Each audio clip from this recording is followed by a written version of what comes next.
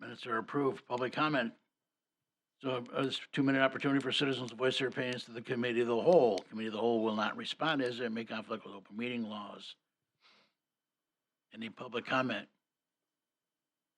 Seeing none, we'll move on. New business, 2024 sewer long-range cash flow analysis from Ellers.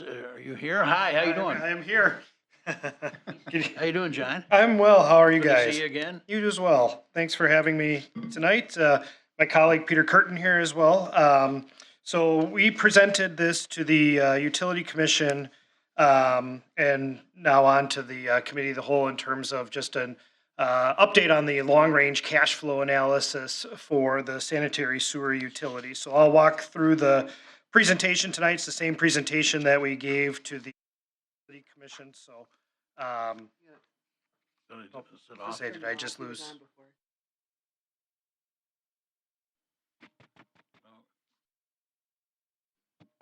What the hell? There we go. There we go. Apparently I had to hit it harder. Yeah, I need to wake it up. Don't be so rough. Wake up. Yeah, that happens. Usually that happens when I start talking. We can do that. At least if it's my kids. So in terms of the why we're here this evening, I think really this is kind of a takeoff of a previous analysis that was done for the sanitary sewer utility some years ago, really looking at the capital needs of the sewer utility going out through 2029, coming up with a plan, a funding plan to take on those projects and then look at and project out what the associated rate increases are going to need to be to take those projects on. One thing that I'll mention before kind of going on, when you think about the utilities, water and sewer, these are really enterprise funds of the village, meaning that they are meant to act a little bit more like a business as compared to, say, the general fund, and that the rates that are being generated are meant to be self-sufficient in nature to be able to fund the operations of the utility, both operating and maintenance expenses, and then on the capital side, paying for annual principal and interest payments, as well as cash funded capital expenses on an annual basis, and then generate sufficient positive net income that would allow that utility to remain sufficient over time. And that's kind of what we'll talk about here as we look both historically and then into the future. So if you go to the next page, from a historical standpoint, the last time your user rates were increased was in 2022. You're currently at a flat rate of $170 per quarter for your Category A customers. Prior to that, the rate was $154 per quarter. The plan that was prepared in 2021 offered kind of a 6-year window into the future to look at the capital improvement plan at that time, as well as the village's share of the Mount Pleasant TID 5 conveyance projects and Racine wastewater treatment facility equipment upgrades. The overall plan at that point recommended an approximate 10% annual increase over that 6-year period. And I think the good news, to kind of cut to the chase, and we'll talk about this as we go, but I think you're still well on that plan. So no real change or shock from our end in terms of where you're going out into the future. I think the plan, as you'll see, is roughly to stay on. It's a little bit more than 10%, but right on kind of that inflationary, or not inflationary anymore, track as was presented back in 2021. If you go to the next page, so the next page goes back in time to 2019 and looks at just the pure cash flow of the sewer utility. So to go from top to bottom here, we've got total revenues from user rates at the very top. We have other revenues coming into the utility, interest income, other income coming in. So we have our total revenues kind of going across the page in the first kind of major line. Below that, we start to layer in the expenses. So the first expense, if you think of it as kind of a waterfall of expenses going out the door, is your operating and maintenance expenses. And these are true operating and maintenance expenses: salaries, benefits, electricity, chemicals, et cetera, wastewater treatment expense.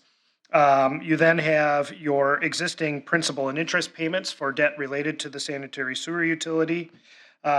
We've got a transfer in most years to the sewer utility.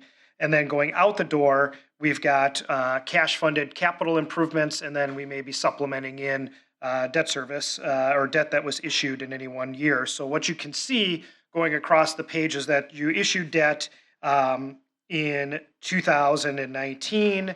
There were capital expenses in 2019 that exceeded the amount of debt that was issued, so paid for with existing reserves within the sanitary sewer utility. You had cash funded capital expenses that were again done in 2020. There was a larger debt issuance that occurred in 2021, and those proceeds were spent between 2021 and 2022. And then in 2023, you again had roughly 2.8 million of cash funded capital expenses. So you can see that the net cash flow has certainly fluctuated year in and year out, but really it's been kind of a drawdown of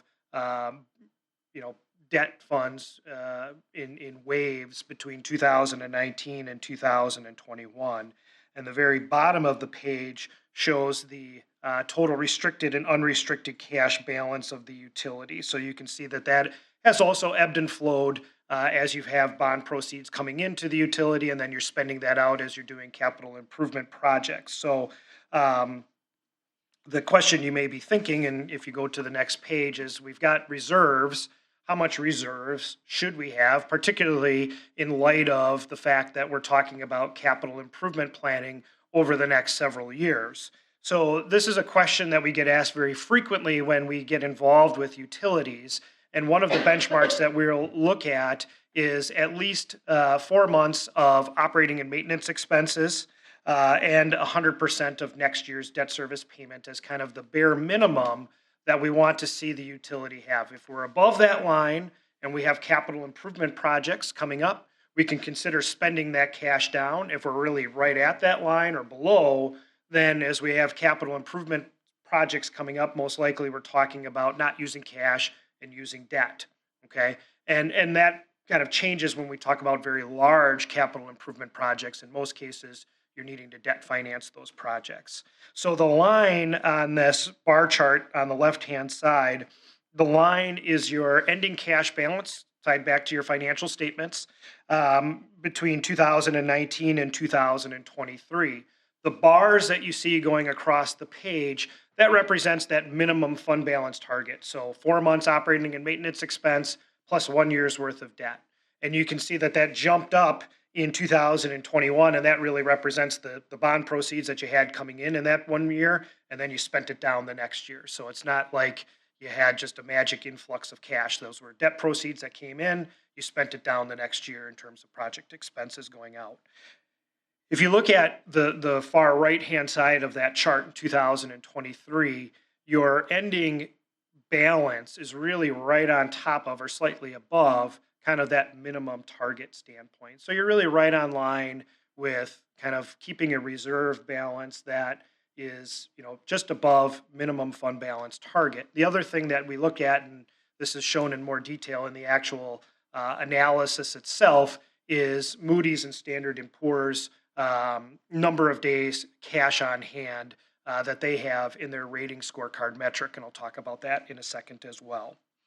The other thing that we're looking at is in terms of just, from an operating ratio standpoint, are your user rates sufficient to be able to pay 100% of your operating and maintenance expenses, as well as 100% of the annual depreciation expense within the sanitary sewer utility? So if you are getting your audit on an annual basis and you're looking through that audit and going through the status of the sewer utility, you'll see depreciation as a line item. Depreciation is not a cash expense. You're not writing a check for depreciation, but it is an expense from an operating standpoint that you're tracking, and that really recovers the principal of the assets that you have in the ground over their lifespan. So each asset that you have has a set depreciation ratio and depreciates annually over time. That annual depreciation expense is what you see in your audit. And what you really want to see from your user rates, and we do see this here, is that we're at least above a 1x coverage in terms of recovering 100% of our operating and maintenance expenses and our depreciation expense. And you can see that going out through 2023, we're above that line. So that's a good sign. So really what it tells us coming into the analysis and into the CIP planning period is the utility is really right where it should be and in a good financial position. If you look at the next page, as I mentioned, from a rating standpoint, this comes right from Moody's rating scorecard. One of the things that we look at, again, in the context of a long-range cash flow is not only just kind of a minimum fund balance target, but also how the utility is perceived by the major, your major credit rating agencies. In this case, we're looking at Moody's, as that's where the rating is with the utility. And the two most heavily rated categories by Moody's is the number of days cash on hand within the utility, as well as your debt coverage ratio. And debt coverage ratio is a measure of financial strength. And what that means is when you take on debt, particularly revenue bond debt, that the revenues that you're generating annually first need to be sufficient to pay 100% of your operating and maintenance expenses. And that net amount of cash that you're left with after you pay your operating expenses has to be, in most cases, at least 125% of your annual principal and interest payments. But the higher that percentage is, the stronger and healthier the utility is. And that is measured by Moody's in this case, and is a measure of financial strength. So 30% of your credit rating on the utility side is made up of these two factors. So we pay particular attention to it when we do a long-range cash flow analysis like this to make sure that the utility is staying healthy over time. If you look at the next page, this is where we start to dive into the capital improvement plan for the utility out through at least 2029, and our analysis goes out 10 years, so we've got a placeholder in 2030 through 2033 for future cash-funded capital projects. So you've got approximately 38 million of capital improvement projects that are identified over this planning period. And again, the out years are just a placeholder at this point. We know you'll have a whole new capital improvement plan for those years. But the biggest project is the Central Lift Station Attenuation Basin and Safety Site that, from a project standpoint, financing will really be needed next year in 2026. And it's a 3-year project in terms of a spend down of those project funds. The bottom of the page shows the funding plan, or at least the preliminary plan of attack for how these projects will get funded between a mixture of debt and cash funded expenses. So the smaller projects like your system-wide capacity modeling, your annual televising expenses where you're spending $75,000 a year, funding those projects in cash on an annual basis is certainly appropriate.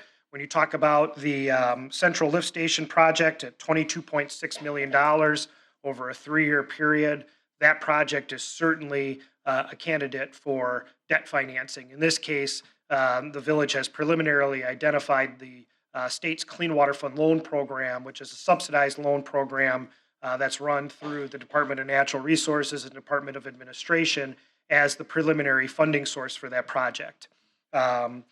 The other projects that would be revenue bond debt financed would be the Riverbend Force Main, the Riverbend Lift Station site, and then in future years, you've got annual sewer replacement needs that will be debt financed potentially as well. On the next page is the cash flow analysis out through 2033 for the utility. And I'll walk through this kind of left to right and top to bottom. So the top line shows total revenues from user rates on an annual basis. And below that, just below that, is the recommended percentage increase to revenues on an annual basis. So in 2025, the recommended increase to your user rate revenues is 11.76%, and I'll show you what that actually means for your Category A customers on the next page. Next year, in 2026, it's recommended that the user rate increase go up by 13.16%, 11.63% in 2027, 10.4% in 28, 7.55% in 29, and then we potentially get to a period where you may not need a rate increase for the next couple of years. But the thing to point out again is that your CIP, as it stands right now, runs out through 2029. So it's potentially, if you have major projects in those out years, there may need to be something further. But this really is pretty consistent with what you've seen thus far in terms of the previous plan. So really, it's I guess the message is kind of steady as it goes in terms of the rate increases out into the future. From a cash flow standpoint, below those recommended rate increases or total increases to user rate revenue is interest income and other revenues that come into the sanitary sewer utility. From an expense standpoint, we've got our operating and maintenance expenses going out, and we're projecting those to increase at 3% a year out through 2033. And then we've got your existing debt service payments going out across the page, and then we're layering in new debt just below that. So to the extent you're starting to take on debt here in the future, really for the attenuation basin, you'll start to see that come online really in 2026, increase starting in 27 and 28. The reality is the Clean Water Fund program, one of the nice features of it, being that it's a state-run program, is that you close on that loan in total, $22.6 million in 2026, and then you can use it kind of like a construction loan where you draw it down over time, and after you start principal repayment on that the May after you've hit the substantial completion date of the project. So that's kind of a nice feature of the program, but you can see that your debt over time will really increase from about $3.5 million currently to about $5.9 million out in 29 and 2030, potentially. That's what's forecasted right now. Below that, then we've got our capital improvements, and then we're showing the years that debt is coming in. So again, what you'll see is debt proceeds in mass coming in for the Central Lift Station project, and then getting spent down over that couple-year period.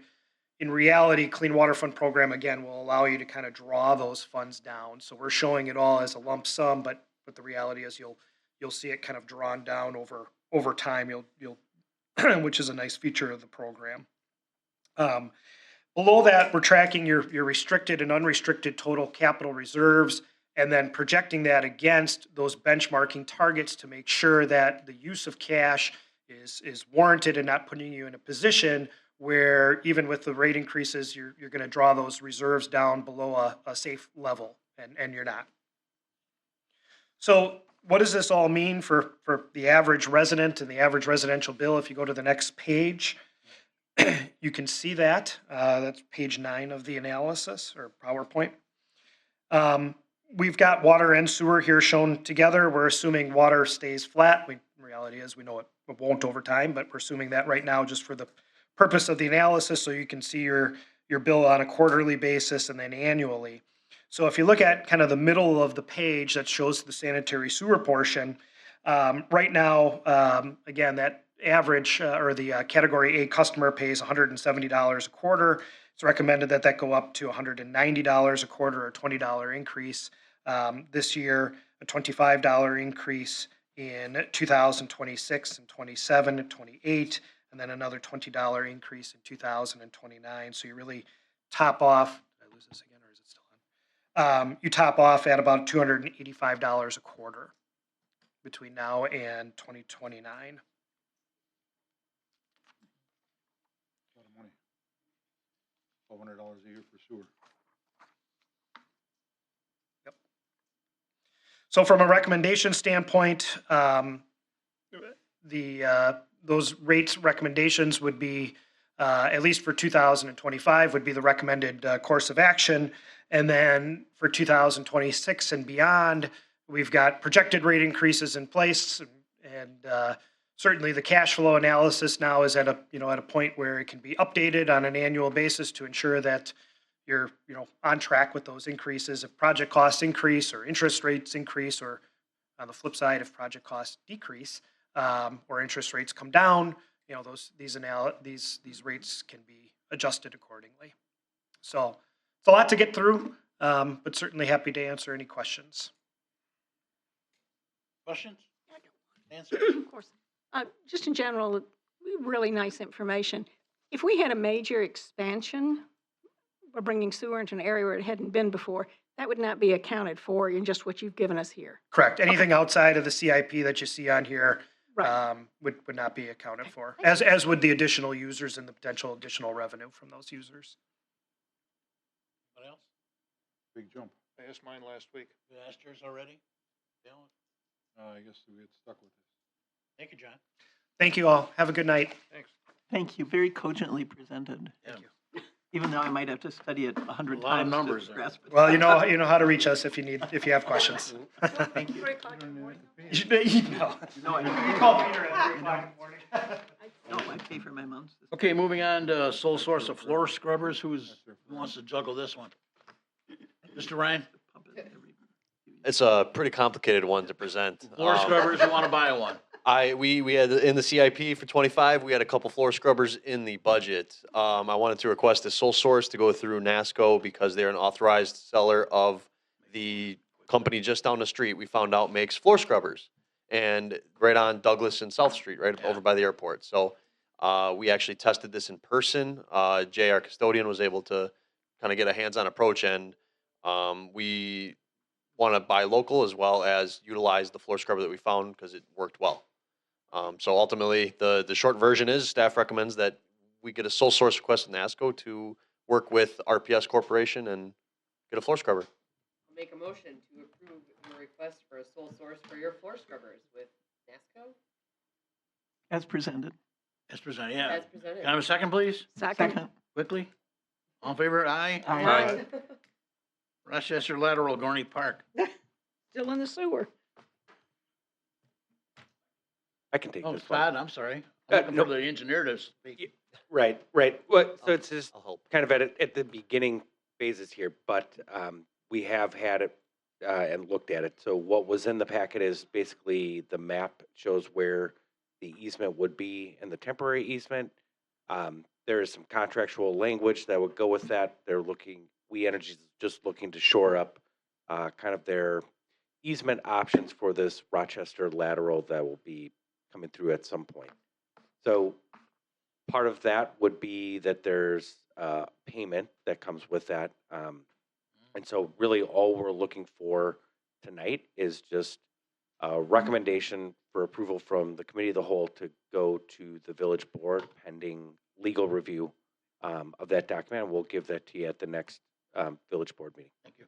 I'll move that we approve the Rochester lateral as proposed. And move to the easement village as board. proposed. Second. And move it to the village. And move it Yeah, to the move board. to the village board. Yeah. A motion and a second. All in favor, say aye. Aye. Opposed? Okay, thank you, Todd. Report on stop sign visibility, 7 Mile and 32. Ryan, you got that? Yes, so staff was requested to look at the stop sign situation at 7 Mile and 32. Short version summary is that there were temporary traffic signals placed back in roughly 2006, 2007 for the power plant improvements. Those were then taken down roughly at the end of 2016. In its place, and what was done before 2006 were stop signs located at 7 Mile up to State Highway 32. There was no stop signs placed on State Highway 32.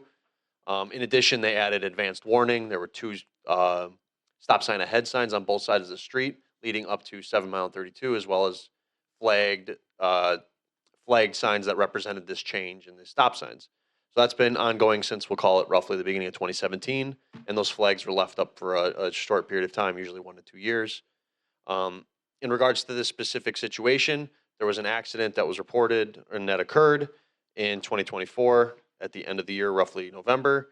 And I further looked into a 5-year history, crash research that were submitted for this specific intersection to see what other incidents we had, to see if there was any correlation between incidents and the stop sign visibility or the stop sign placement or anything of that nature.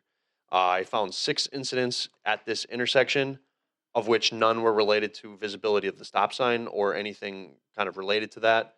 There were only 2 incidents that even occurred on 7 Mile adjacent to that intersection. One was somebody drove recklessly and fell in the ditch further down the block, and then somebody fender bendered somebody previously. So at this time, this data looks like an outlier based on the last 5 years of data. There was no visibility issues at the time that I could see in the field. And at this time, staff does not recommend adding any additional flagging, signage, or anything at this intersection. Comments? Ally? I knew you had something to Well, say. yeah. I look at this intersection though, the same way I look at like, what is that, H and 5 Mile? No, yes, right? Where it's 5 Mile is running into Dead ends. Yeah, it's a dead end. Dead ends into. G, and we have like the rumble sticks Mhm. and. Sorry, Oh. Dale, stop stealing my I didn't microphone. take it. You gave it to me, I didn't use it. Thank you, Norgie. That's what the intersection reminds me of, in a way, because of the dangerous situation if by chance a vehicle does go through that intersection and there is another car going 45 to 50 miles an hour south or north. I know that we put the flags on the stop signs when we took out the intersections, but that was more or less to alert people that use that intersection frequently that the situation had changed, correct? Yeah. Would it be an issue to install rumble strips or a flashing? I know flashing can be expensive, the solar powered, but rumble strips, is that really an, Comment, we took out rumble strips. Remember? There was rumble strips on 7 Mile on was that the- before the intersection though? Yeah, it was on the west side. There were- Residents like to complain about rumble strips. due to Right, the and so noise. we agreed to take out the rumble strips on that west side several Oh, years back. Right. How much is a solar powered flashing stop sign? $1,200, $1,400? We just looked into this a couple of years ago. I'd have to look at the numbers. I don't know what they're at right now, but it's not. Yeah, it's thousands of dollars. Thousands or 1,000? More than $1,000. But In excess of. under 1,000. $2,000? Well, remember, there's also a solar panel attachment, and a lot of the money comes into the solar panel in the back. Microphone I just guess, dropped. I see Holly's point. I drive through there all the time because it's near my house. All it takes is one. And hang on, and Oh. it looks like, to me, it looks like it's a confusing intersection because I see cars often sort of start to go and then back off because they think the other car is, whose turn is it? Because it's a confusing area, but the statistics are what they are. I would have guessed there'd be more accidents and they're not.